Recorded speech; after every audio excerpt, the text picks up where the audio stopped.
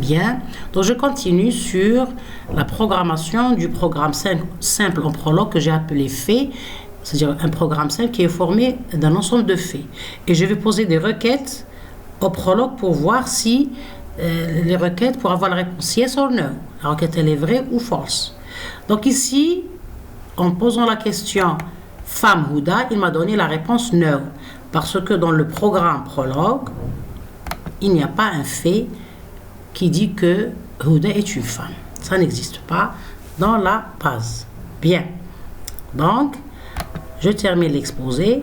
La même chose, par exemple, ici, si je pose la question, je peux poser la question avec une variable. Donc, femme X, par exemple. Point. Donc, il me donne Fouzia.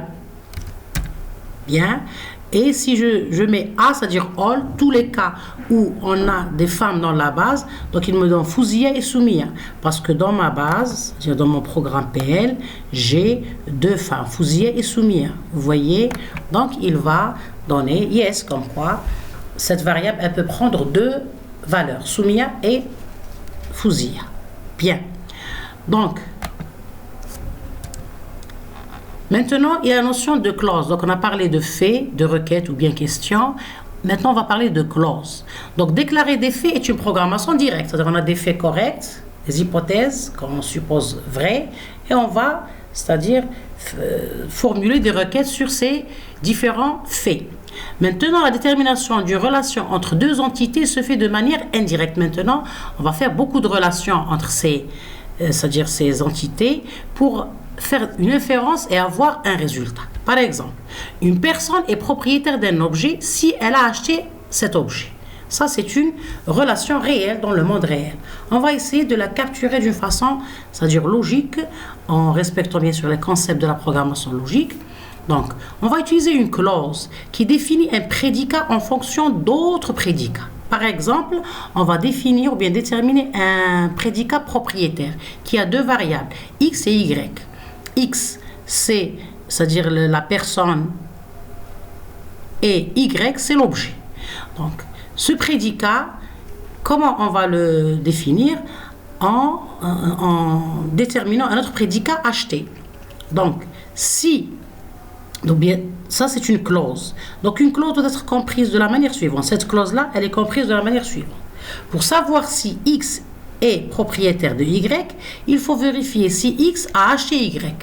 Donc le prédicat propriétaire, il est validé selon la valeur du prédicat acheté. Vous voyez bien. Donc on va ouvrir un projet, bien un fichier. On va saisir premièrement le fait, le premier fait, ou bien c'est-à-dire la première relation entre en utilisant acheter Huria manteau. Comme quoi c'est vrai que Huria achète un manteau, donc elle est propriétaire. Et on va déterminer le prédicat propriétaire XY qui est vrai selon la valeur de acheter XY d'une façon générale, de variable X et Y. Et on a la relation que Huria, c'est-à-dire elle est propriétaire du manteau si elle achète ce manteau. Bien. Donc, je l'ai sauvegardé sous forme, bien sûr, d'un programme PL. Donc, vous voyez que j'ai appelé prédicat, Prolog file. Je clique dessus, bien. Donc, la compilation, elle est correcte.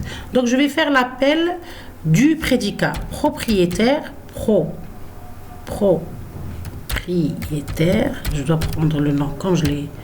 Propriétaire, X, virgule, Y. Point.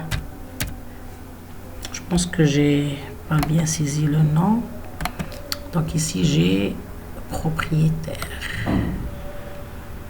parce qu'il doit être le même nom du prédicat.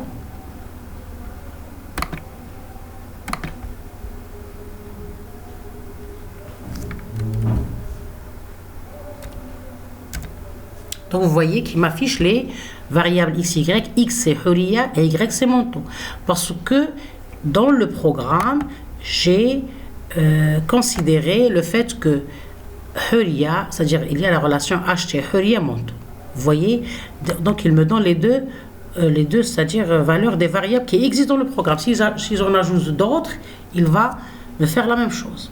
Maintenant, je vais, c'est-à-dire changer. Est-ce que par exemple, ici, je prends Huria.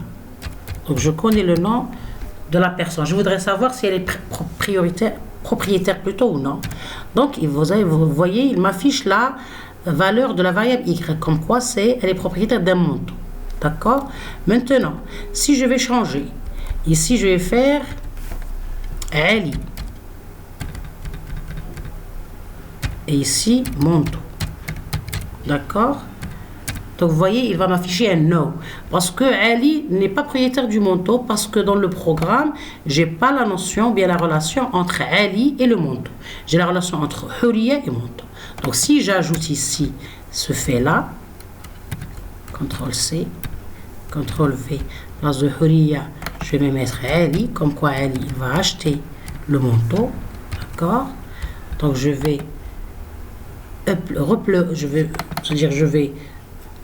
charger la nouvelle version de mon programme et je pose la question Pro.